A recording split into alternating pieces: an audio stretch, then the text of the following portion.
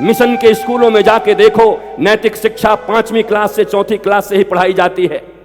मैं गया हूं मिशन के स्कूलों में, बचपन से देखा हूं, नैतिक शिक्षा इतनी बड़ी है।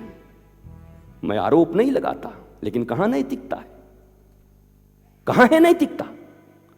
और नैतिकता के आवरण ओढ़ो मत, ऊपर से कुछ बनने की कोशिश मत करो। एज इट इज, जैसे कमरे में हो वैसे ही बाहर रहने की चेष्टा करो। ये दोगलापन अगर हिंदुस्तान छोड़ दे, ये दोगलापन अगर मनुष्य छोड़ दे, तो जीवन के आधे से ज्यादा डिप्रेशन, टेंशन, झूठ, कपट मनुष्य से विदा हो जाएंगे।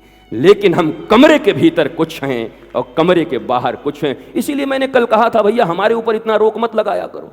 गुरुजी आप सबके सामने चाय पी लेते हैं। बोले चाय पी लेते, हम तो कॉफी भी पी ले महाराज।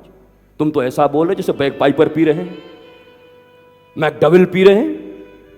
अब आप कहोगे इतना नाम कैसे जानते हैं? तो क्या हम स्टूडेंट नहीं रहे? क्या हमने पढ़ाइयां नहीं की? क्या हमारे मित्र नहीं थे? हम क्या ऊपर से टपक के आ गए आपके बीच में संत बन के? कोई ना कोई किसी मां के पेट से ही आता है।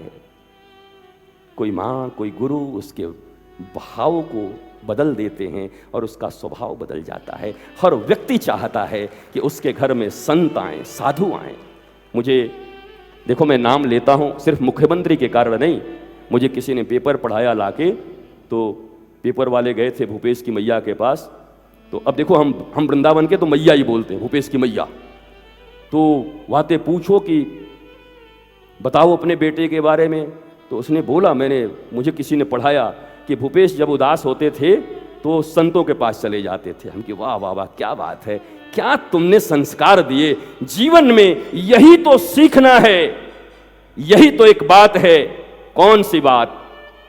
रही मन निज मन की व्यथा, मन ही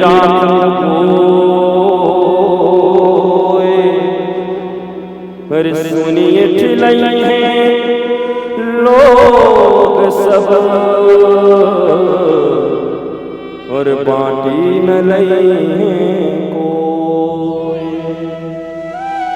मन की व्यथा किसी को मत कहो। मन की व्यथा सुनाने के योग्य इस संसार में अगर कोई है तो तुम्हारी मां है, तुम्हारे पिता हैं और तुम्हारे गुरु हैं। और कहीं मन की व्यथा मत कहना। तुम्हारे मन की व्यथा का निराकरण बस इन्हीं चरणों में हो सकता है। और मैं सत्य कहूं, जिनकी प्रीति माता में, पिता में और गुरु में हो, उन्हें पीछे कौन रख सकता है। लेकिन कल मैंने ये भी बता दिया, अगर मां राम का विरोध करे तो भरत की तरह मानने से इनकार कर देना।